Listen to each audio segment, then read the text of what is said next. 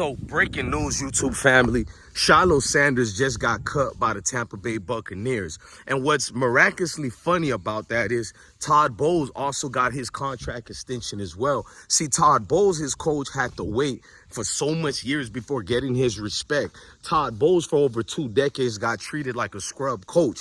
But before I get on Todd Bowles, let's fast forward. They looked and used any reason to get rid of Shiloh. Shiloh during training, we've seen footage, we've been watching him. Shiloh footwork is immaculate. He got even by far better. Shiloh is not a young dude to the point where he's brand new to this. He's true to this. He's 25 years old, going on 26. I think he's 25, if I'm not mistaken. But Shiloh been playing this game of football for a long time now.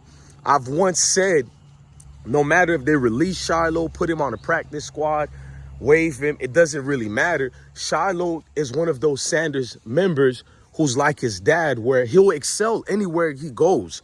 It doesn't have to be football. In the entertainment industry, he's physically in shape, so we can see clearly he can be an actor. He can star in the biopic of his father. Out of all the Sanders members, they all got some type of cachet to them. Deandra, Charlemagne, I don't know how to say the other daughter's name, but Bucky Jr., Shador. But when it comes to Shiloh, he can really become his own man in this Hollywood industry field. So I'm not afraid like it's over for Shiloh. He doesn't have anything else he's going to be ready and willing to do. I know Shiloh is one of those real ones who's going to figure it out. But the thing you hate is that young man was really built for the NFL. He was built for the full force contact of the NFL. He made some of the veterans in training camp look like ducks. They made some of the first starting receivers go up against Shiloh. He covered them, locked them down. We seen it. He doesn't control when you put him in a game or not. So a lot of reports and insiders are coming out and saying that Shiloh was released due to the fact because of that punch. But Shiloh was getting hit in the head by Zach Davidson. I just released a video and then they released Shiloh. As soon as I released the video, they released Shiloh. Zach Davidson was the main culprit hitting Shiloh in the head. Now, salute to Zach Davidson. I'm not mad at him. He's a football player just doing his thing. How could you ask him not to do his thing? My bad, I had one of them hornets around me. But how could you not ask him to do his thing? You know what I mean? How could you not tell Zach Davidson, go out there and give it your all? So this is not going to be a video attacking Zach Davidson. I want to speak to that NFL ref who threw the yellow flag towards Shiloh as if he was the one disruptive, as if he was the only culprit at hand during this little miscues that happened. And a lot of y'all going to say my teeth is yellow. I need to stop being lazy and purchase a new camera that's out here, because my cheap iPhone, which I don't like iPhone, look, it's sun, man, look, we in a beautiful country. When the sun hits it, the exposure changes. But let's fast forward. My little insecurities, y'all get to see the worst of me and the good of me. That's what makes me authentic. But let's move forward. I'm heartbroken a little bit, because it's like, when you see a guy get waived, let it be on his performance. I guarantee you the insider who put that out was telling the truth. They waited for a given opportunity to get rid of Shiloh. And now that he had this little incident, that's their reason of waiving him. Okay, maybe it was somewhat undisciplined, because you're never supposed to swing and punch. Let's just be honest about it. You can support someone without lying. I wish Shiloh would have composed himself better, because he gave them clowns a reason to release him. And that's what hurts, because I wanted them to get exposed for releasing him based on their hatred, or I don't even think it's hatred, based on their given order from the NFL cartel, who 100, not possibly, but 100% told everybody who got any of Deion's players around. So not just Deion's sons.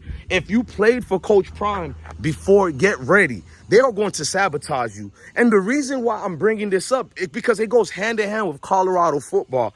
Coach Prime didn't have the best recruiting this season that he could have had, meaning that it was a good year, but I had hopes of Coach Prime being in the top 10, if not the top 5 of all the 5-stars and 4-star players. But you see, a lot of them don't want to go to Boulder because they're witnessing what's happening.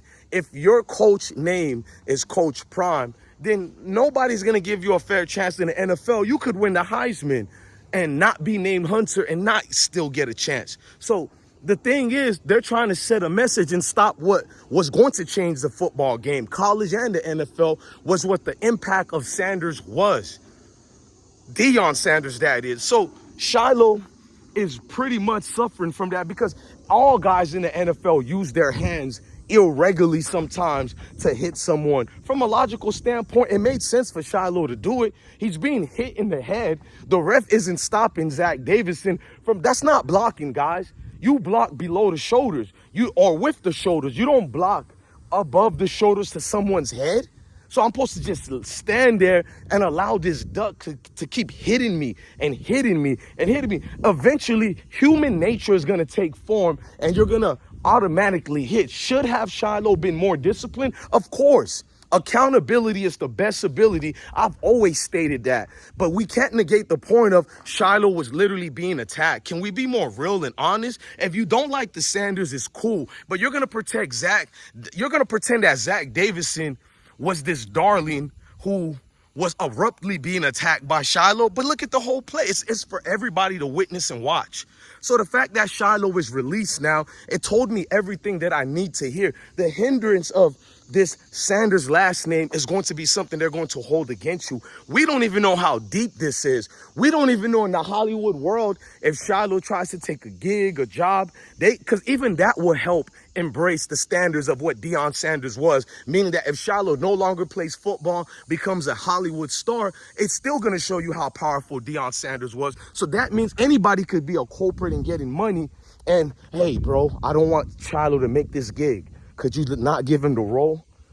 We don't want him to, he's a handsome brother. He's in shape. He's perfect for the job. But here, take this money and give the gig to someone else. That's basically what's been going on in these industries for decades upon decades and decades. Nothing changes, bro. Welcome to America. Welcome to the westernized society that we live in.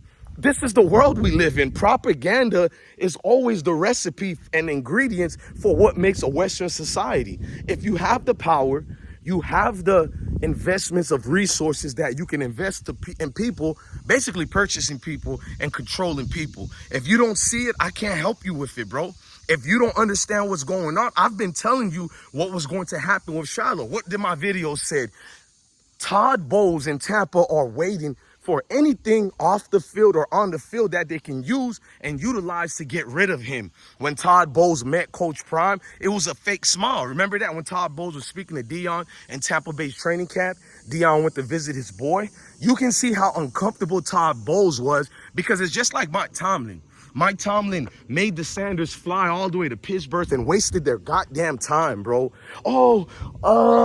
He did all right. You can tell when they asked Mike Tomlin about Shiloh Sanders visiting Pittsburgh, he was just full of ish, bro.